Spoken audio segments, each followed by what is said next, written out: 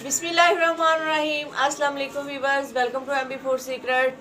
Viewers, जब भी खुशी का मौका होता है या कोई त्यौहार हो, मीठा तो बनता है।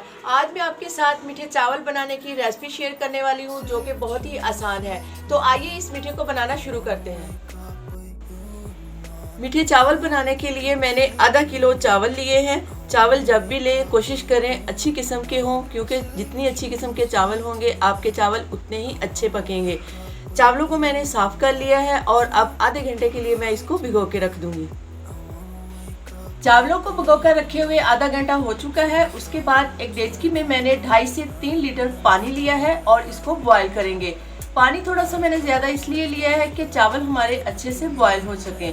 और इसके साथ ही हम इसमें एक लेमन है वो भी शामिल कर देंगे।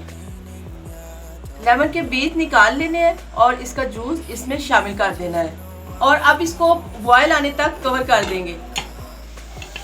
पानी को बॉयल आना शुरू हो चुका है। अब हम इसमें पहले से भिगोए हुए चावल है वो डाल दें। चावलों का पानी मैंने निकाल दिया है और चावल हम पानी में डाल देंगे। बिस्मिल्लाहिर्रहमानिर्रहीम।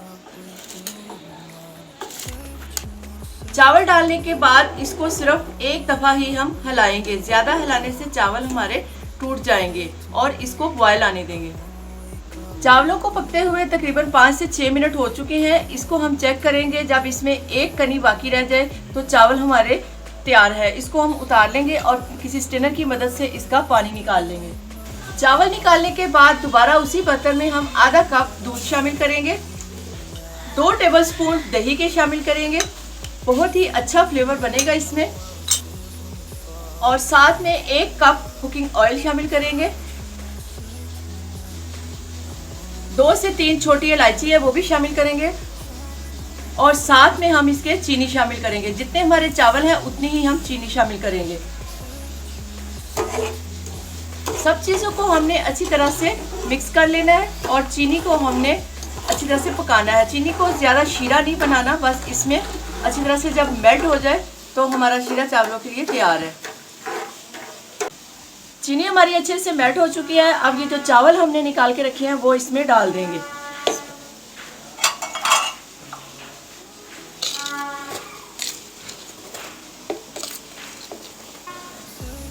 चावल डालने के बाद इसको एक दफ़ा ही हम हिलाएंगे ताकि जो चीनी है वो सारे चावलों में अच्छी तरह से मिक्स हो जाए। इसके लिए हम इसकी फ्लेम जो है वो मीडियम ही रखेंगे, ज़्यादा लो या ज़्यादा तेज़ नहीं रखेंगे। मीडियम हम इसलिए रखेंगे तो इसमें जो पानी या चीनी का वो खुश्क हो जाए।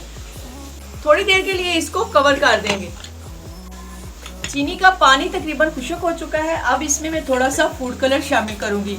जब भी खुशी का मौका होता है मीठा तो बनता है। आज मैंने आज़ादी की खुशी में मीठा बनाया है और इसमें कलर भी मैं ग्रीन और वाइट ही करूंगी।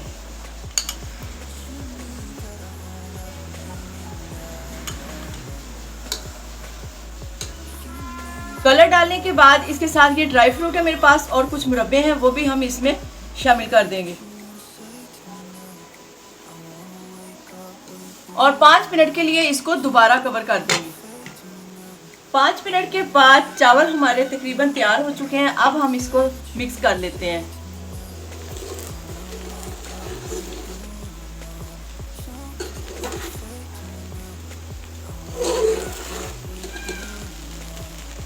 मिक्स करने के बाद इसका चूल्हा बंद कर देंगे और इसको सर्व करने के लिए प्लेट में निकाल लेंगे। आज़ादी के मौके पे बनाया गया मीठा, उम्मीद करते हैं आपको पसंद आया होगा।